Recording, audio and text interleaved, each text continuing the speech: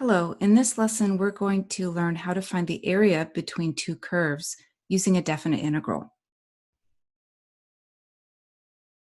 And I want you to pause here for a moment and see if you can come up with an expression to represent each of the following: the width of each one of these rectangles, the height of each one of these rectangles, and then the area of each one of the rectangles. Now, hopefully this diagram looks somewhat familiar to you because of the work we've done with Riemann sums, although the Riemann sums that we looked at all touched the x-axis. The bottom of the rectangle was touching the x-axis. So this one is set up a little bit differently, but it's the same sort of idea. And we want to come up with an expression for the width of each one of these rectangles. Well, the width would be the horizontal distance across the base of each rectangle. And let's just look at this rectangle near the end over here. That horizontal distance right there represents the width of the rectangle. And anytime you're looking for horizontal distance, you want to take the right x value and subtract the left x value.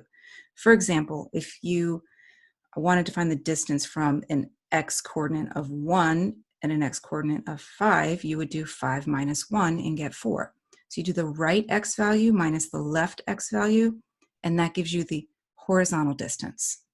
Now, what is our right x value and our left x value? We're trying to express this in general. So I don't want to put a specific number on it, but let's just follow this right edge down. And we just want to call that a generic x value, but it's not the same as the other right endpoints for each rectangle. So we're going to put a subscript on it, and I'm going to say x sub k, because I'm at the kth rectangle in general. Now then, what about the left endpoint here? If we follow that down, what would that x value be? Well, if I'm at the kth rectangle here on the right edge, and I back up one rectangle, then I'm at just the number that comes right before k. So the k minus first rectangle is the one that comes right before it. So then this one we'll call x sub k minus 1. So we could say that the width of each rectangle is x sub k minus x sub k minus 1. And that would work, but there's an even easier way we can write this, given that each one of these rectangles has the same width. Because x sub k minus 1 is really just the change in x. And so we can denote that as just delta x. So the width of each rectangle, we can say, is delta x. And we don't need a subscript on that because, again, the width of each rectangle here is the same. Now, let's think about the height of each rectangle. The height of each rectangle is a vertical distance. So going back to this same rectangle we were looking at, the kth rectangle, now we want this vertical distance right here. And to get vertical distance, we're going to take the top y value and subtract the bottom y value. Remember, I said to get horizontal distance, you take the right x value minus the left x value. But for horizontal distance, for vertical distance, we want the top y value minus the bottom y value. And what is our top y value here? Well, we know the input, the x value, is x sub k. And this top y value here is also sitting on this function f of x. So it's the output from the function f of x when when x sub k is the input. So we can just call this f of x sub k. And now what about this bottom y value right here? Well, this y value is sitting on the function g of x. But again, it has that same input, x sub k. So this bottom y value is g of x sub k. Now what is that horizontal distance? Well, it's the top y value minus the bottom y value. So that would be f of x sub k minus g of x sub k. And finally, what about the area of each rectangle? The area of a rectangle is the base of the rectangle times the height of the rectangle. So the base is just that horizontal distance, delta x, and the height is that vertical distance that we wrote for number 2. So the area of each rectangle would be the f of x sub k minus g of x sub k multiplied by delta x. I want you to pause here again and try and write an expression for the following. The sum of the areas of all the rectangles. So we wrote an expression for the area of the kth rectangle. What would we say for the sum of the areas of all the rectangles? 2, the area between the two curves. So what we're seeing in our picture here is a Riemann sum, and it's not going to give us the exact area between the two curves. But what would you do to this Riemann sum if you wanted it to represent the exact area between the two curves?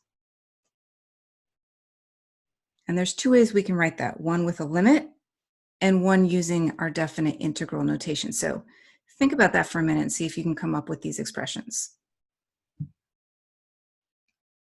Okay, let's look at the sum of all the areas, or the sum of the areas of all the rectangles. So again, first I'm going to write the area of one rectangle, and that would be our f of x sub k minus g of x sub k times our delta x. That's just one of them. If I want to sum all of them, I'm going to use a summation to show that. And we're going to sum from k equals 1, k being the counter that we're using to see which rectangle we're currently at. So we're going to go from k equals 1, being the first rectangle, all the way up to the nth rectangle. And now if I want the area, the exact area between the two curves, I'm just going to find the sum that we wrote in number 1, but I'm going to find the sum when the number of rectangles is approaching infinity, or the number of subintervals is approaching infinity. So limit as n approaches infinity, sum from k equals 1 to n, f of x sub k minus g of x sub k times delta x. And now translating that into our definite integral notation, if you remember from when we did Riemann sums, this whole part right here turns into our integral symbol. So we're integrating f of x, and we don't need the subscript on the k now. The summation took care of summing all k rectangles. So now it's just f of x minus g of x. And instead of writing delta x, we are going to write dx. Now we are working on an interval. This is a definite integral that we want to set up here. And if we look back at our picture, our interval begins at a and ends at b. So I'm going to add that lower limit of integration and upper limit of integration. And there we go. That's going to give us the exact area between those two curves. Now let's think about this example. Suppose we want to find the area of the region between these two curves. We're given the equations for both of these functions. So f of x is our quadratic function and g of x is our linear function. We want to find the area that's shaded here in yellow. So let's think about how we might do this.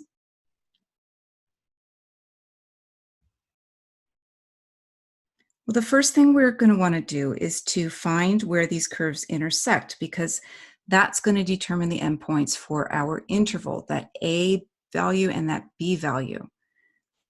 If we're using a calculator, we could find those points of intersection graphically. If we're not using a calculator, then we want to set these two equations equal to each other and solve for x. So let's see if we can do it without using the calculator. I'm going to set f of x equal to g of x. So I'll have negative 1/2 x squared minus 2x plus 4 equal to 1/2 x plus 4. And remember, with algebra, you don't always have to do, you don't always have to do everything in the same order or exactly the same way as someone else. You can still get to the same end result. I'm looking at this and I'm thinking, I'd rather not deal with the fractions. So I'm going to multiply both sides of this equation by 2. And that would give me negative x squared minus 4x plus 8 equals x plus 8. So I was able to clear the fractions on both sides there. And I'm going to collect all of my terms on one side, on the left side, and then the right side will just be equal to 0. So negative x squared minus 4x minus the x that I'm going to bring over from the right, and then plus 8 minus 8 that I'm going to bring over from the right equals 0. And here we can factor out a negative 1. I would have negative x squared plus 5x. And I see that I actually could have factored out an x as well.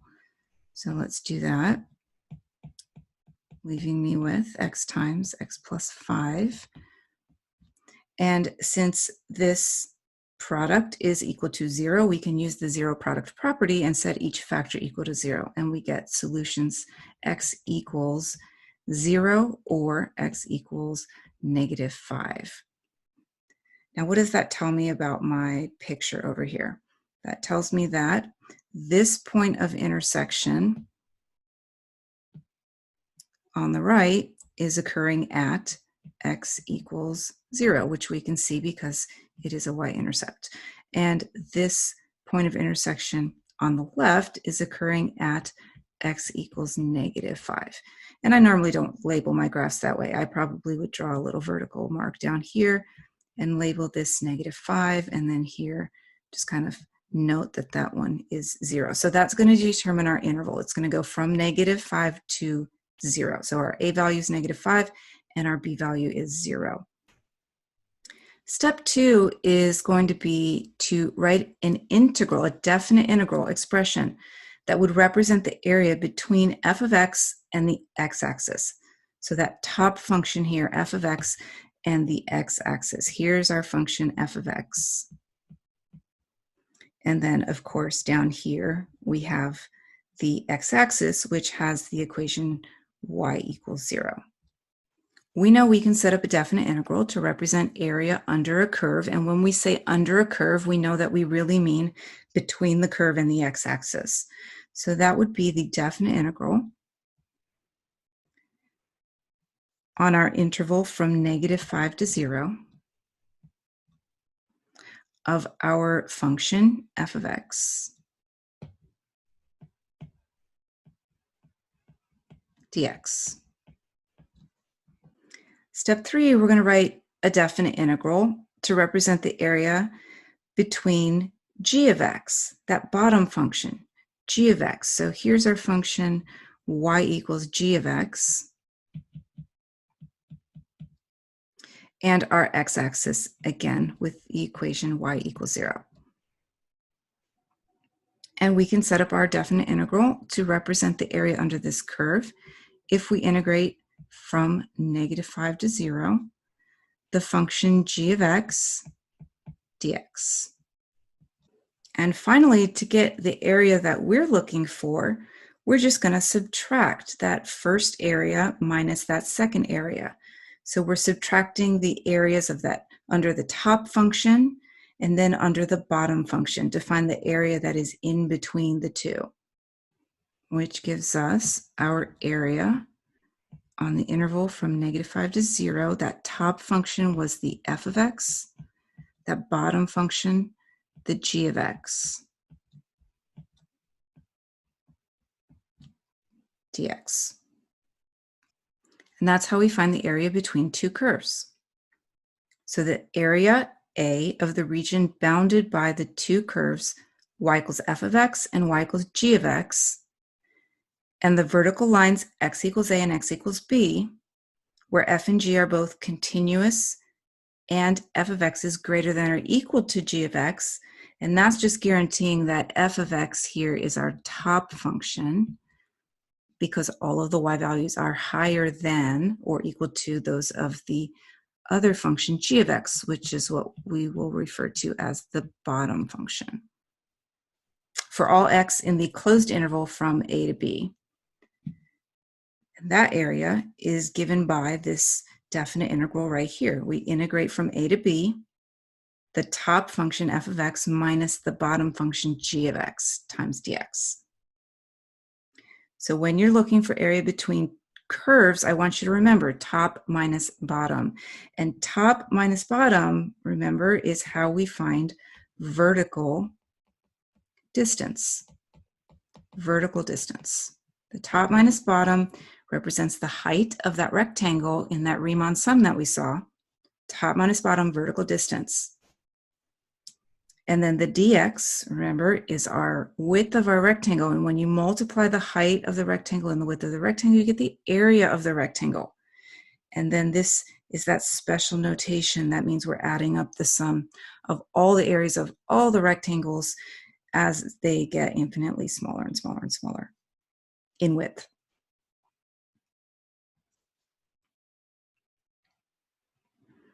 Now, it turns out this method works even if our functions are below the x-axis, or if one is above and the other below, or partially above and partially below. This method just works every time if we want the area between two curves. So let's take a look at why that happens.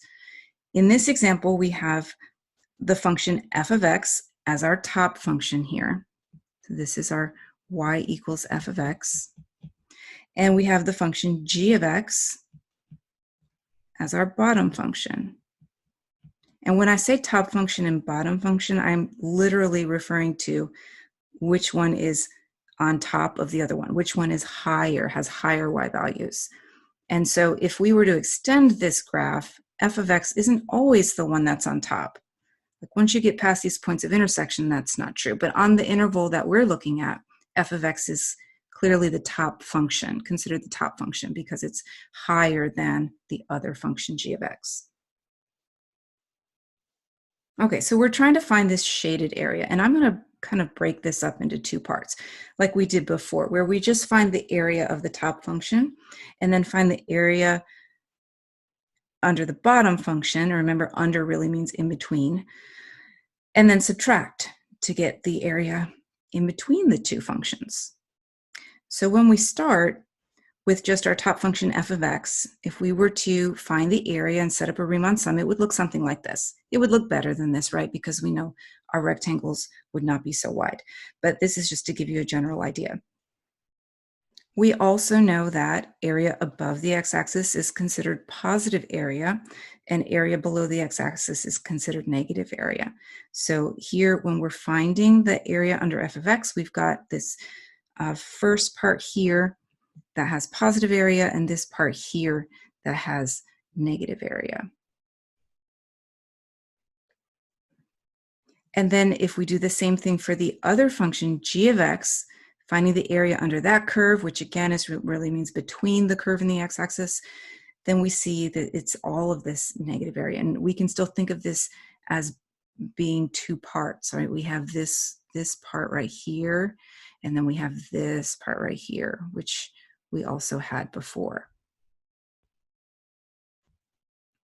And if we put them together, we can see where they overlapped. Right here was where they overlapped.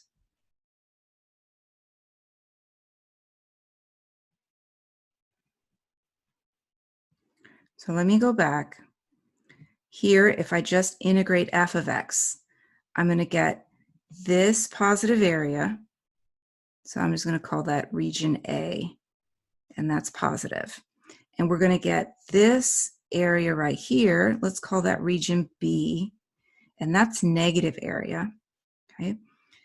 And then over here, when I integrate, I'm going to get this area, which we can call that region C, and that's negative area.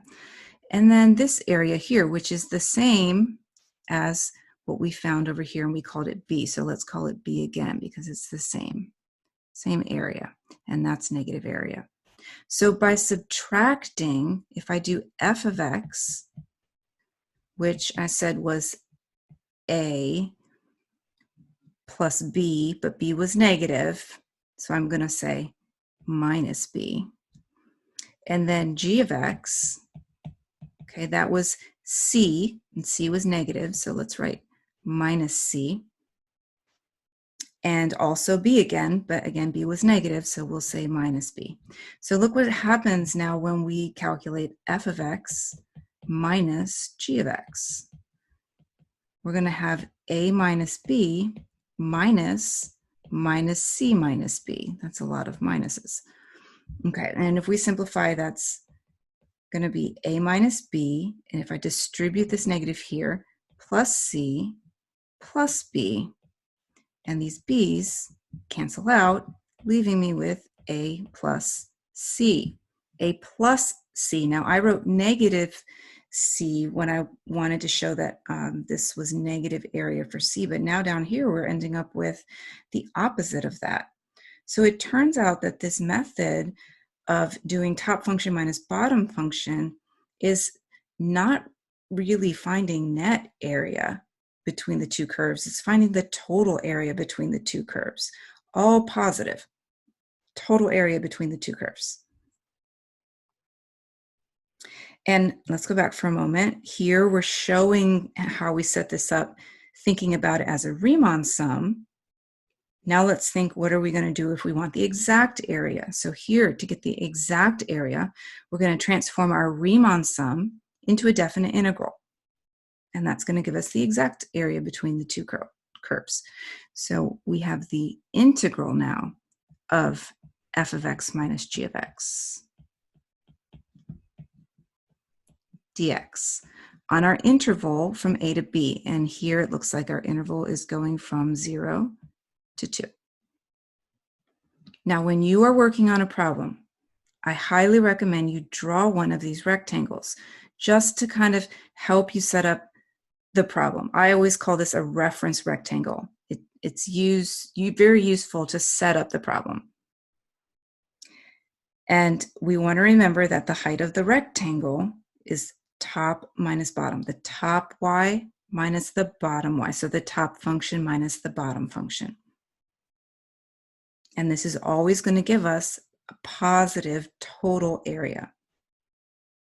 So once again, if we're looking for the area between these two curves, I would draw a rectangle, and you don't have to draw it exactly where you see it in this diagram, because there's going to be infinitely many of these rectangles. So we're really just drawing one of them, any one of them, just a random one of them.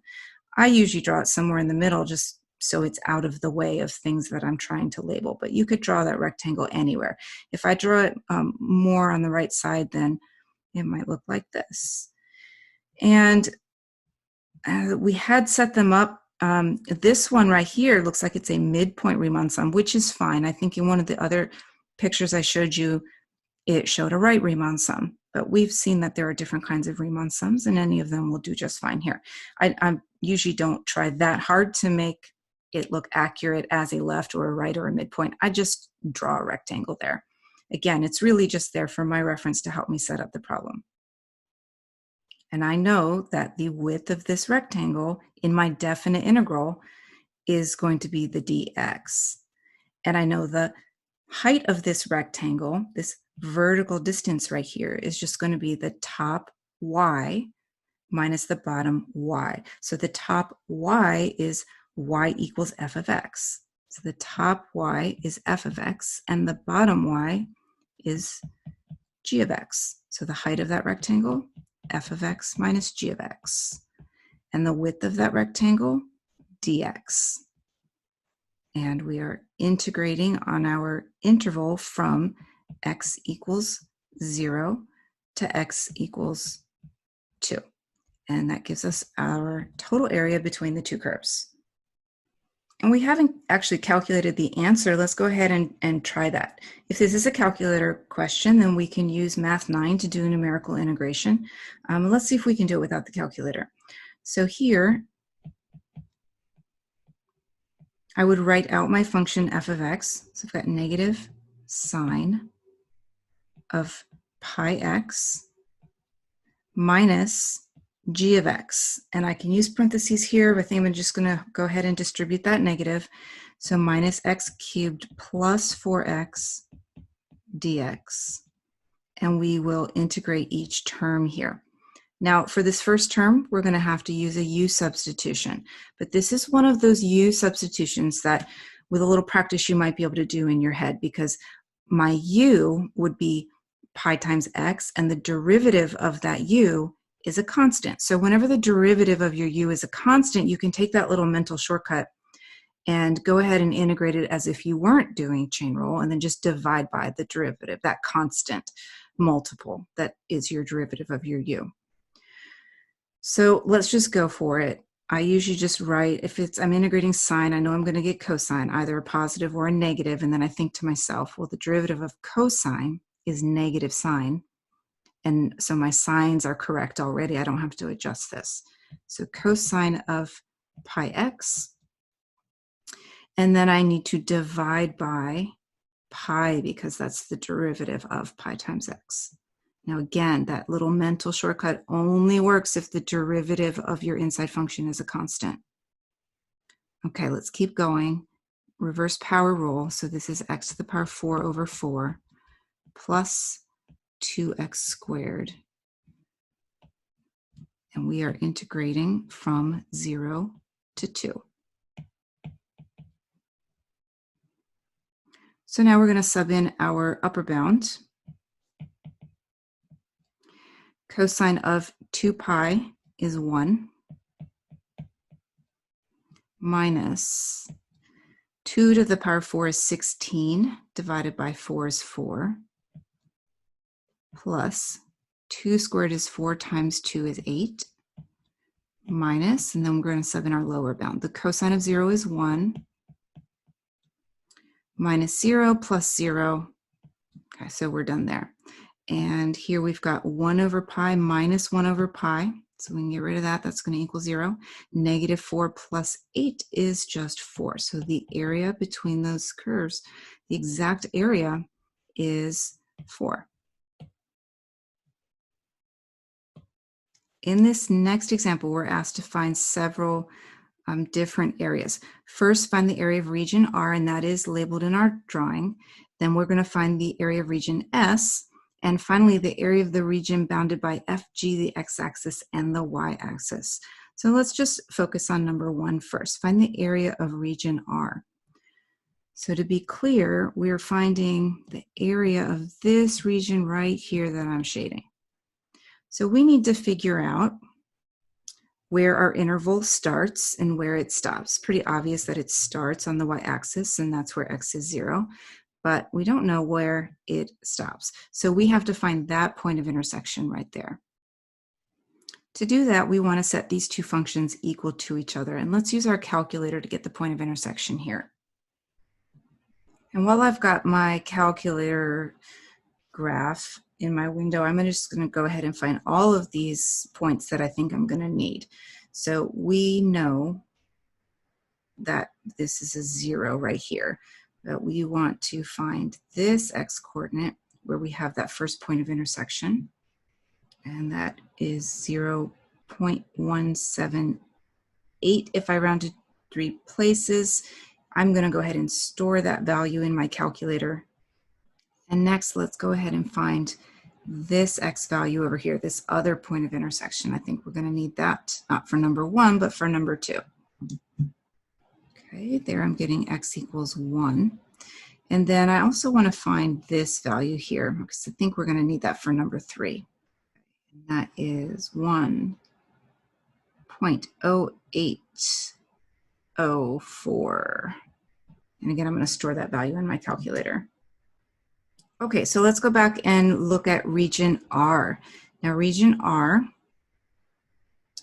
has top function, this red function here. Now, which one is that one? So let's look at our equations. We've got a trigonometric equation for f of x, and we have an exponential equation, exponential decay equation for g of x. So the red one is clearly g of x.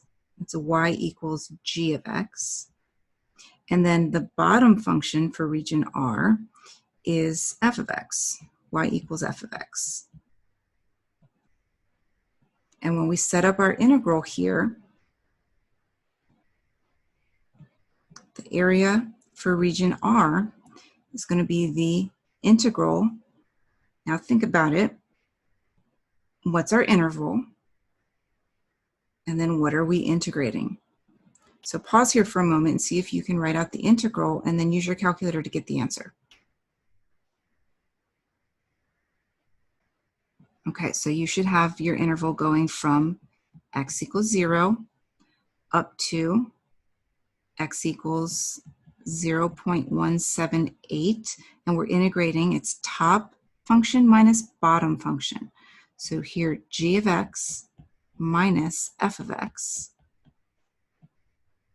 dx, which gives 0.065.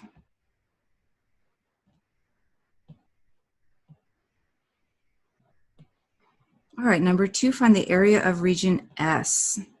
So I'm going to erase some of my labels here because S is going to be a little different.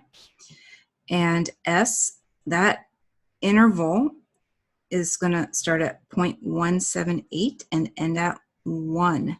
And then our top function for region S now is our f of x, y equals f of x. And our bottom function is the y equals g of x. Okay, so what is our setup here going to be?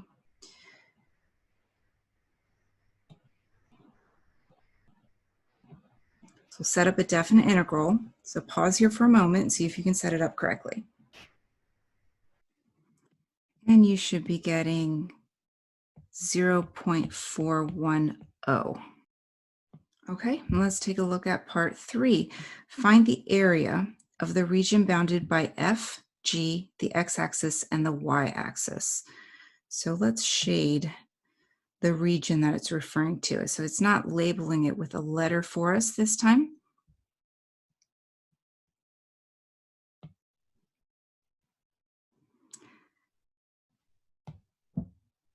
The region bounded by f, that's the blue function. G, the red function.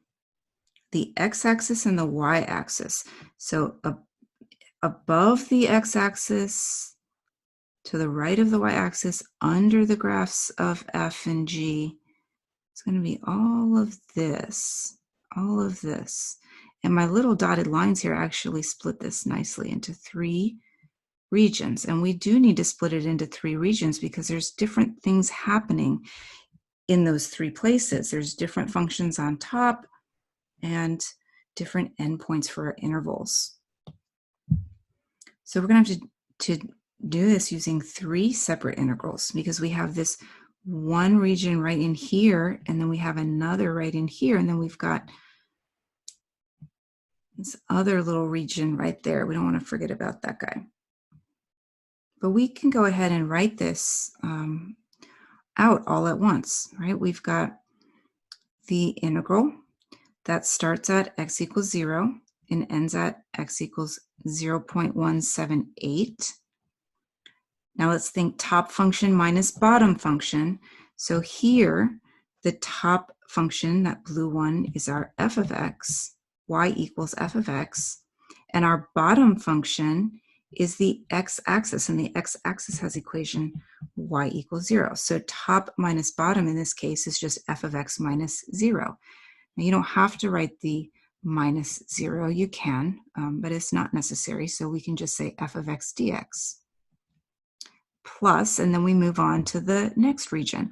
And this integral will go from 0.178 to 1.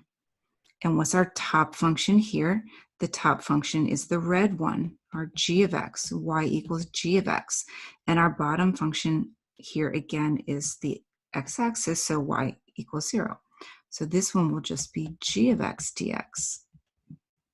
But we've got that other little piece there that we need to include. So that we're going to integrate from 1 to 1.080.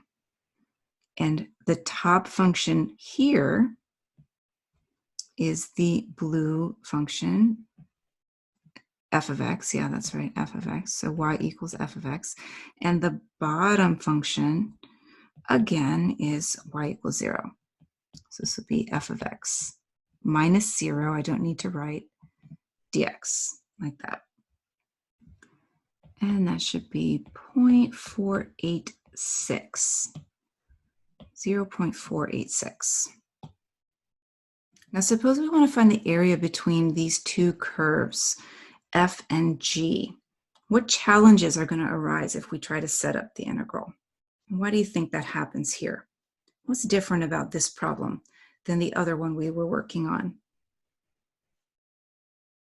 Well, one thing that's a little bit weird is that our points of intersection don't really define the leftmost part of our shaded region and the rightmost part. Let me go ahead and shade our shaded region so we're clear what we're talking about here. So here's our shaded region in between these two functions. So right in here.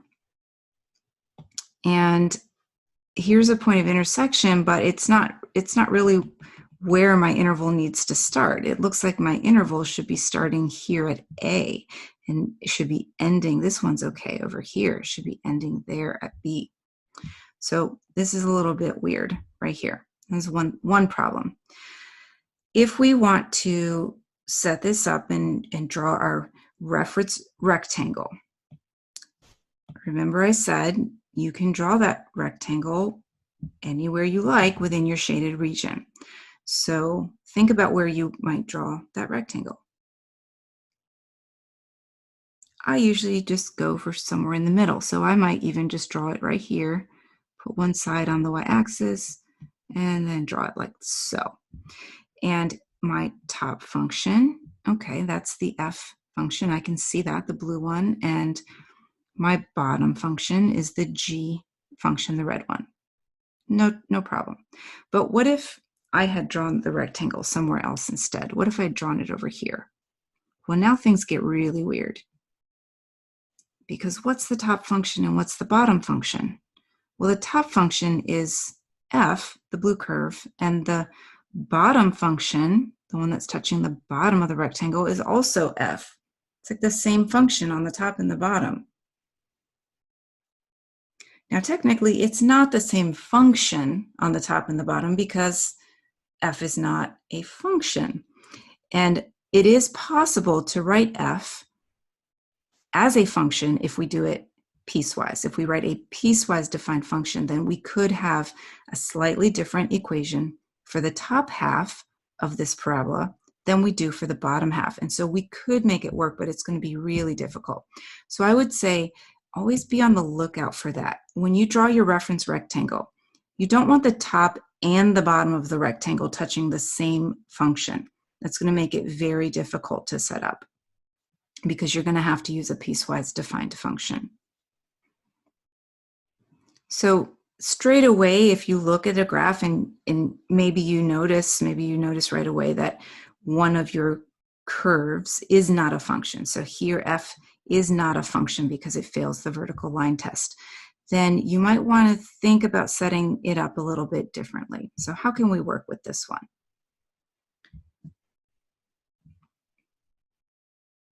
Well, we can use horizontal rectangles in our Riemann sum instead of vertical rectangles. And that might seem a little strange, but it's actually going to work out really nicely. So let's think about how our notation needs to change to accommodate the fact that we now have these rectangles oriented in a different way. What is the width of the rectangle in this case? Before, when we had vertical rectangles, our width was a horizontal distance, so it was the right x minus the left x. But here, the width of the rectangle, and it's true that that's open to some interpretation, which side you're calling the width and which side you're calling the height. So let me just be clear here that we're going to call this the height of the rectangle, even though it's turned on its side, and we're going to refer to this as the width of the rectangle. So when I'm asking you these questions, that's the way I'm thinking about the rectangle. So what is the width of that rectangle? Well, now the width of the rectangle here is a vertical distance, not a horizontal distance. And if it's a vertical distance, we need the top y minus the bottom y. So the width of the rectangle is delta y. And the height of the rectangle, here the height of the rectangle is a horizontal distance. And so for that, we need the right x value minus the left x value. And the right x value is on this function, this red function, x equals g of y. Now this function has been solved for x. So that's indicating to me here that x is a function of y. And the left side of the rectangle is touching the other function. Now I know I said a moment ago it's not a function, but here if we solve for x, we have x as a function of y. Y is not a function of x here, but x is a function of y. So this is just going to be the right x minus the left x. Here's the right x, g of y, and here's the left x, f of y. So it's going to be g of y minus f of y.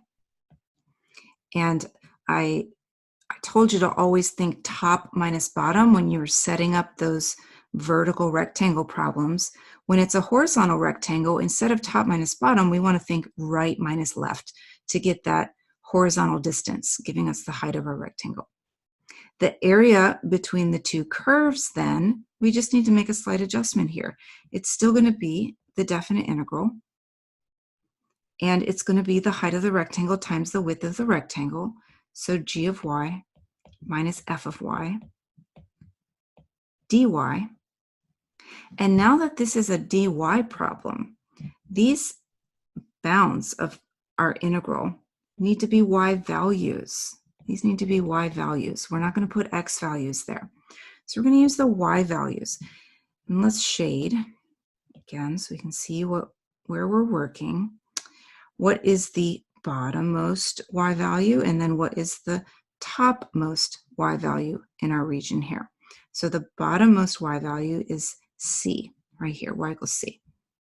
And the topmost, if we follow this guy across, is d. So here we're integrating from y equals c to y equals d.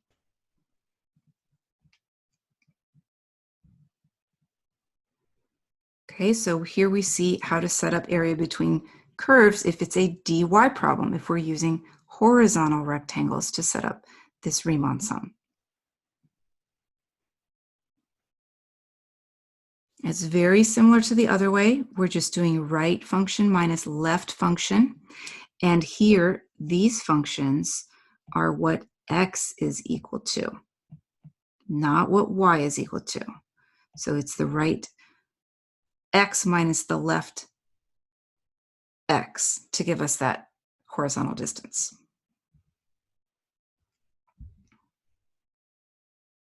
Okay, let's try an example. We want to find the area of this region. And this is one straight away I see that vertical rectangles are just not going to work out very well here. Vertical rectangles, if I try to draw one here or even over here, we've got that issue where we've got the top of the rectangle and the bottom of the rectangle touching the same function, although here it's not that y is a function of x, but we have x as a function of y. So I don't want to confuse you by calling things functions that don't look like functions, but it depends how we define it. Okay, so we're just going to draw a horizontal rectangle here. And again, I'm not too concerned with whether I'm making it look like a left or a right or a midpoint. It's just there for reference, for my reference. And right away when I see horizontal rectangle, the first thing I always write down is that now I know this is a dy problem because the width of that rectangle is the change in y, not the change in x. And when I have a dy problem, I immediately know that my lower limit of integration and my upper limit of integration are going to be y values. So I like to write that there. You don't have to write y equals in front of the numbers, but it's a really good reminder because we're oftentimes in the habit of always using x values, that we need to put y values there. And I also know if this is a dy problem, then at the end of my integral, I'm going to have a dy, not a dx. And that's another reminder to me to make sure that when I write my variables in the equation, I should be seeing y's, not x's. And so to accomplish that, we have to solve our equations for x, because really what we're trying to get is this right x minus the left x. So what does x equal here? And what does x equal here? So we can subtract those x's and get that horizontal distance. And I did not leave myself very much room, but let's see if we can do this. So the right x, here's the right x, and that's equal to 12y squared minus 12y cubed minus the left x. So the left x is this guy over here, 2y squared minus 2y. All of that times dy. And then our y values, okay, they're not labeled for us, so we're going to have to find those. But I can see that those values I'm looking for are on the y-axis, so I know the x-coordinate is 0. And if we're doing this without a calculator, then we're going to set each of these equations equal to 0 and see what we get. So 0, I'm doing the right function first. 0 equals, I'm going to factor out a 12y squared, leaving behind 1 minus y. So we get y equals 0 or y equals 1.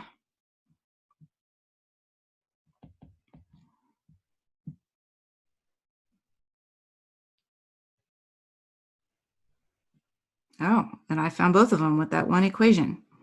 Here's the y equals 0 right there. That's 0, 0. X and y are both 0. And then the other one, it's got to be here, 0, 1. So we are integrating from y equals 0 up to y equals 1.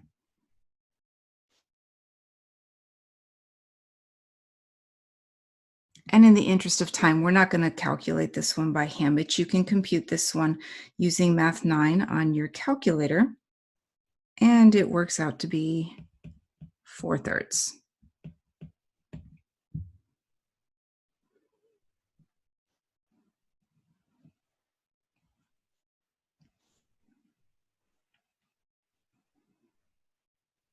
Okay, our next example, we want to find the area of region R. Okay, so we're looking for this shaded area here. Now, this problem is a little different than the other ones because we're actually going to have to split this up into two integrals if we, well, I guess I shouldn't say that. It depends how we're thinking about this. If we want to use vertical rectangles, so I'm just kind of imagining where am I going to place my vertical rectangle if I were to draw one. Let's just say I would draw it right here. And then just like mental check, I'm thinking, well, if I kind of slide that to the left and slide it to the right, is it always the same function that's touching the top of the rectangle? And is it always the same function touching the bottom? Well, it's not, because as soon as I get past this point right here, now when I draw a rectangle over here, it's not the same function on top. It's a different function on top. So we can separate, if we want to do vertical rectangles here, we have to split this into two separate problems and just add the answers together. So we can integrate on the interval from 0 to 1 and then on the integral from 1 to 2. And if I decided to do it that way, it would be integral 0 to 1, top function. Now this is back to vertical distance, so it's the top y minus the bottom y. The top y is x squared. The bottom y is y equals 0. That's the equation for the x-axis. So top minus bottom is x squared minus 0 dx plus, and then our next interval goes from, no, we can't assume that that's 1. Yeah, I mean, my drawing might be off. Maybe it's 1, but I don't think we should assume that. We're going to have to find this x coordinate at that point of intersection there. So how are we going to do that? Well, it is the point of intersection, so we can set these two equations equal and solve.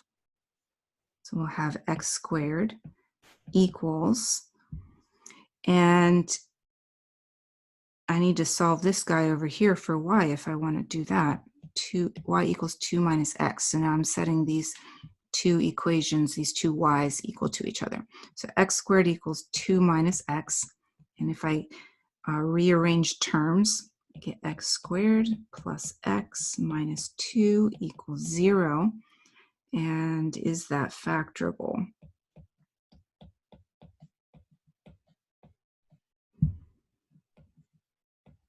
Does that work?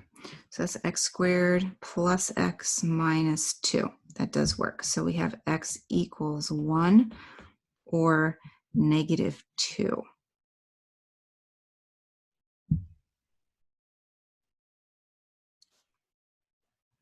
Well, that's not an x value of negative 2, so it's an x value of 1. I think I just drew it a little bit sloppy. So that is right where 1 is. Okay, that makes it easy. We're going to integrate this one from 1 to 2. Top minus bottom. So we need the top y minus the bottom y. Okay, so we solved the top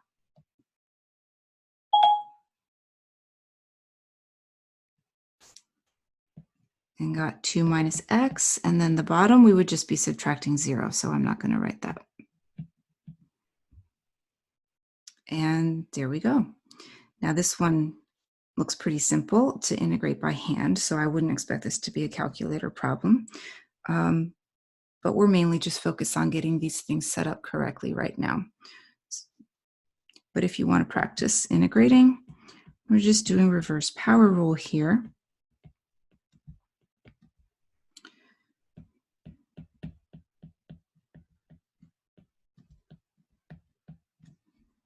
And we know we sub in our upper bound, minus sub in our lower bound, plus, and over here sub in the upper bound, and then the lower bound. Okay, so we have 1/3. 4 minus 2 is 2. Minus 2 plus 1/2. 1/3 plus 1/2 is 2 over 6 plus 3 over 6 is 5 over 6 as our total area.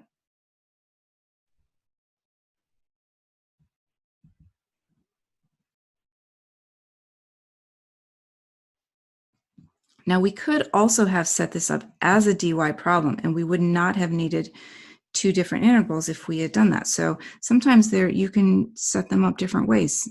You should still get the same answer in the end because you're finding the area of the same region. But here, if we set it up using a horizontal rectangle, now I know it's a dy problem.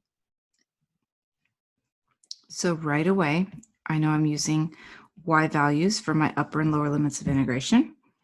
And I know that I'm going to have dy at the end of this integral.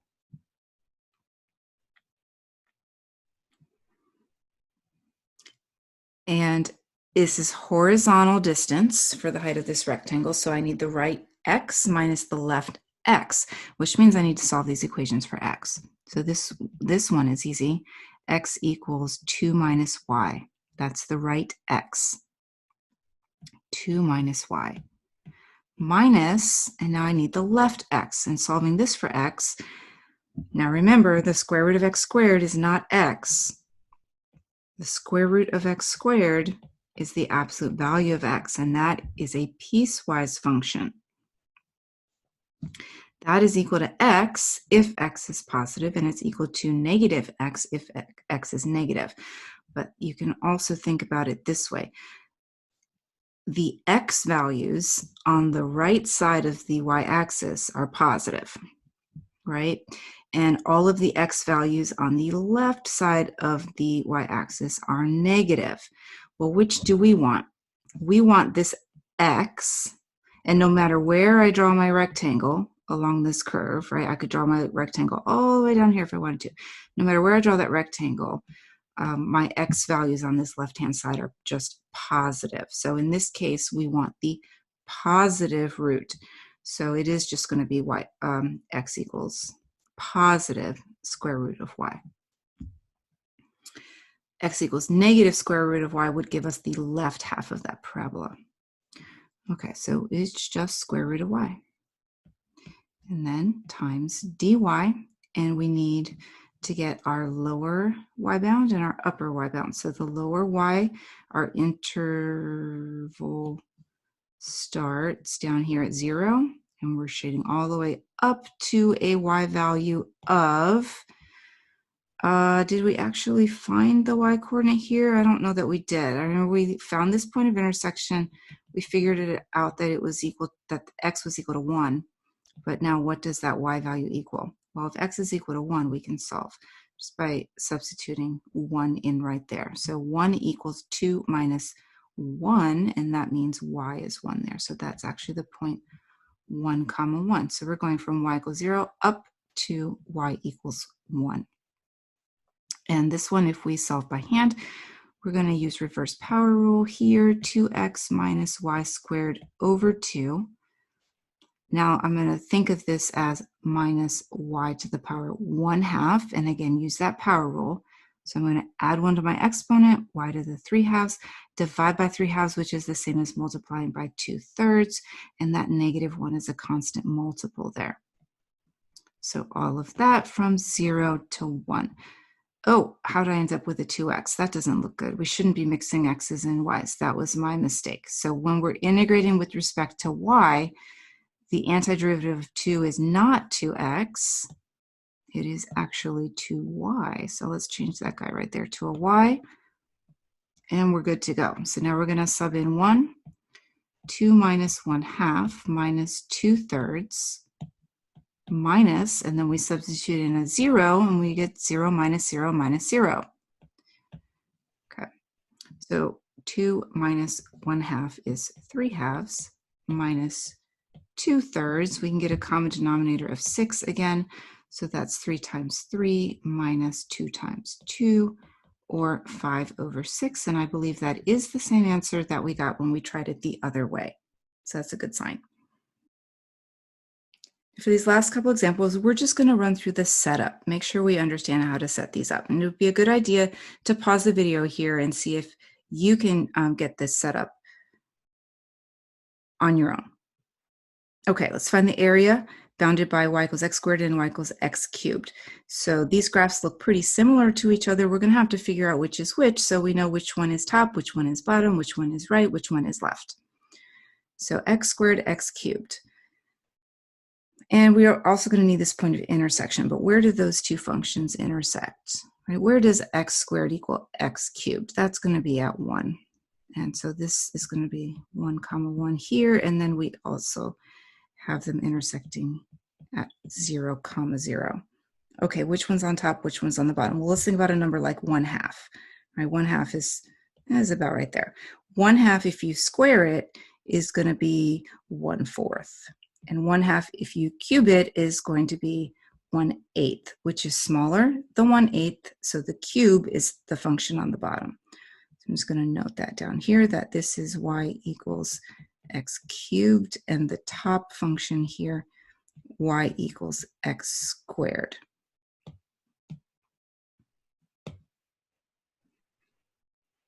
First, use vertical cross sections, then horizontal cross sections.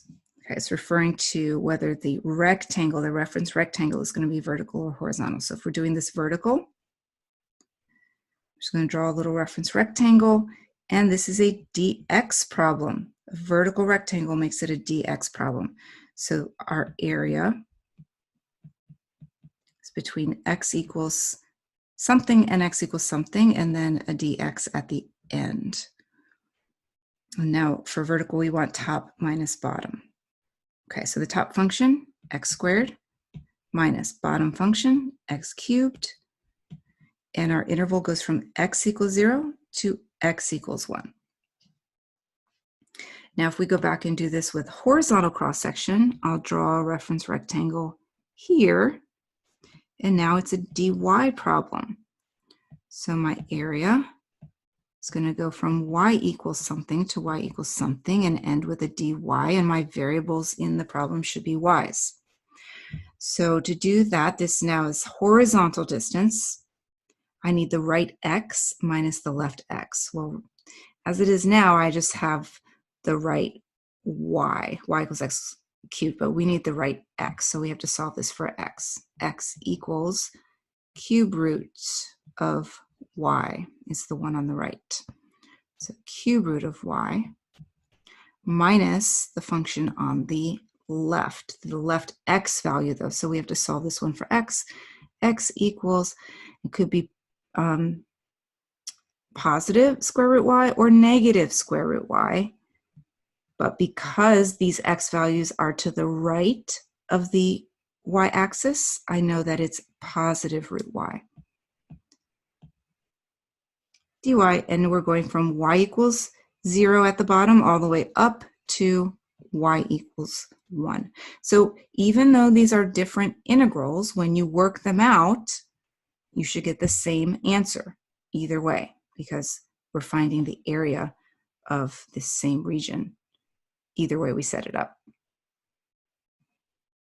Okay, so pause here and see if you can figure out how to set this one up. We really don't have much labeled here, so we're going to do some work labeling first. We've got y equals square root of x and then y equals 1/4 x. So y equals 1/4 x is going to be the linear function.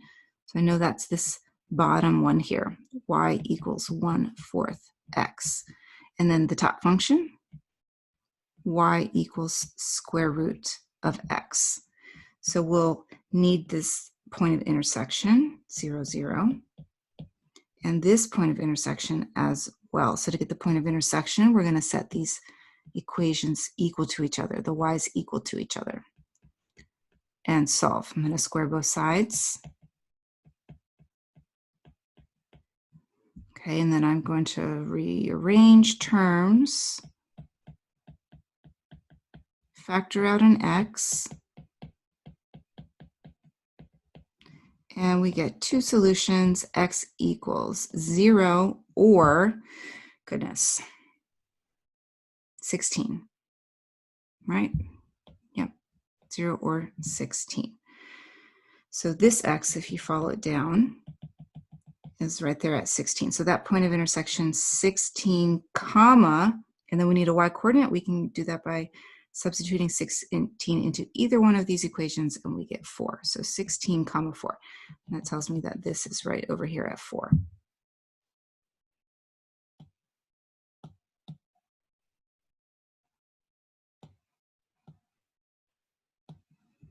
Okay, so vertical cross section first. I'm going to draw my reference rectangle. Now I can see this is a dx problem, and I need to figure out that vertical distance. So top y minus bottom y. Dx problem. So I need to go from x equals 0 to x equals 16.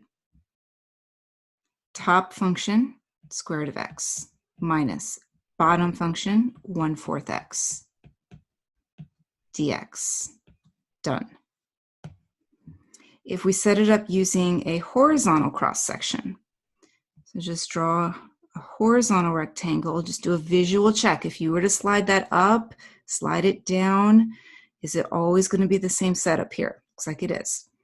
So this, though, is a dy problem now, and in a dy problem, we need the right x minus the left x, so we have to solve our equations for x.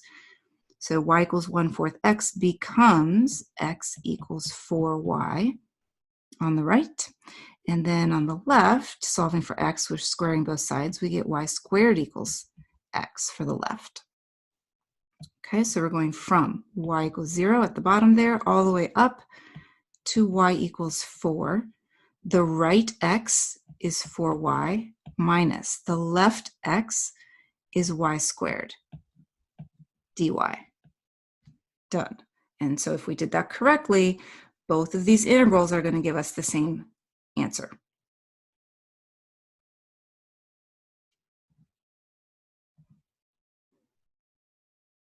Okay, last example. Find the area of the region bounded by y equals 2 minus x squared. That would be the parabola opening down, and y equals x. So we've got top function, y equals 2 minus x squared. Bottom function, y equals x.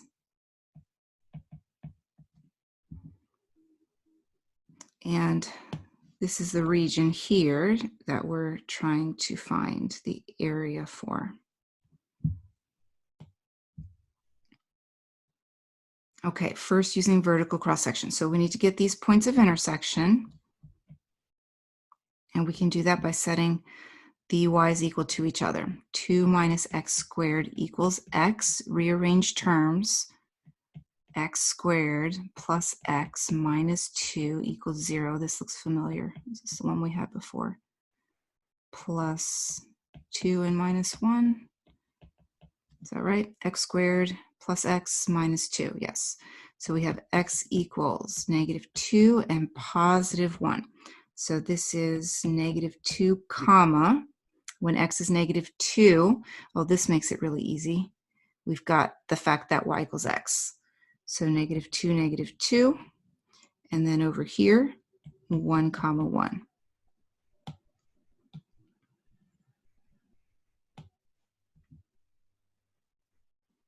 Vertical cross section. So I'm going to draw a reference rectangle. It's vertical. So dx problem. So my bounds are x's. And I got a dx at the end. And my variable is x on the inside. So top y minus bottom y. Vertical distance. Top y minus bottom y. So top y is 2 minus x squared minus bottom y is just x. And x goes from -2 over to x equals 1. Or if we did this using horizontal cross-section, that would also work out well. Now it's a dy problem, so we'll go from y equals -2 all the way up. Oh wait, this is not going to work out very well. Look at this one. So I didn't notice that, right? I didn't do that visual check, like that mental check where I slide the rectangle down, slide it up, and see if anything weird's happening. And definitely something weird is happening up here because the rectangle would be touching the same function on the right side and the left side. So this one is actually going to be quite difficult to do. Not impossible, just difficult to do as a dy problem because we will have to write, when we solve this equation right here for x, we'll have to write it as a piecewise equation and use both pieces. That's what makes it difficult. Doable, but difficult. So I think in order to accomplish this, we do have to split this up into 2 separate problems. My picture's getting pretty messy here. So we're going to start over. We're going to split this into 2 problems.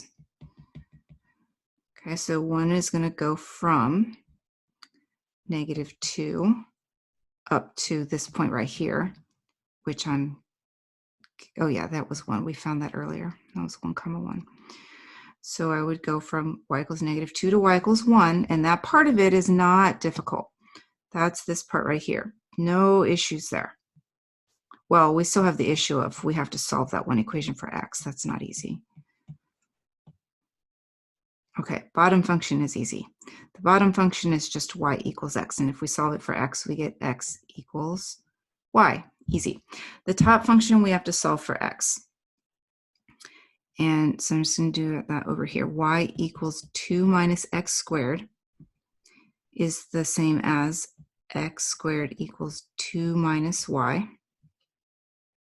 And then take the square root of both sides. So you get x equals the square root of 2 minus y for the right half. And you get x equals negative square root 2 minus y for the left half. So we're actually going to treat this part of the function as a different equation than this part of the function, and that's what's going to allow us to still be able to do this.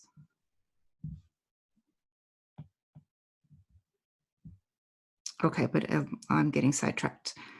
let's just finish our first integral first. So the top, and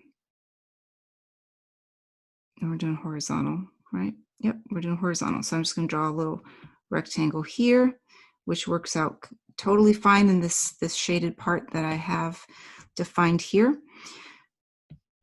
dy, and the right function is x equals y. So the right x is just y minus the left x. It's the left side of the parabola, so I need this negative square root 2 minus y. As this is the x equals negative square root 2 minus y. Okay, so all of that dy plus, now we got to do the top part.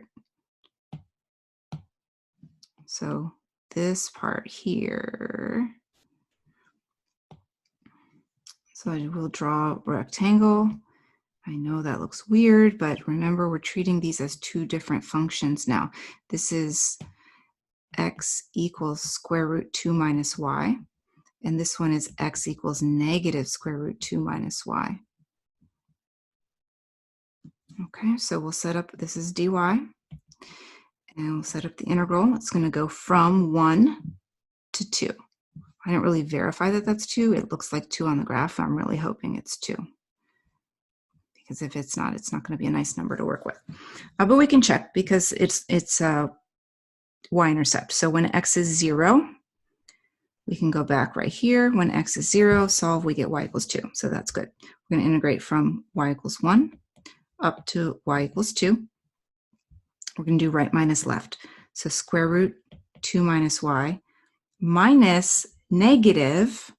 So that double negative is going to make that plus the square root of 2 minus y. And those are like terms, so we can just write that as, oops, make that really big, 2 square root 2 minus y. And there we go. So you do have to add both of these answers together, and it should equal the same thing we get right here. So clearly the dx was the easier setup.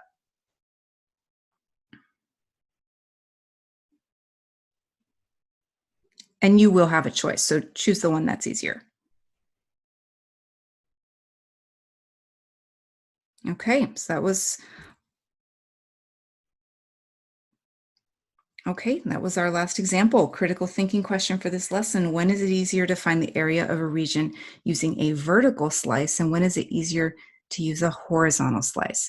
And by slice, we're talking about the orientation of those rectangles.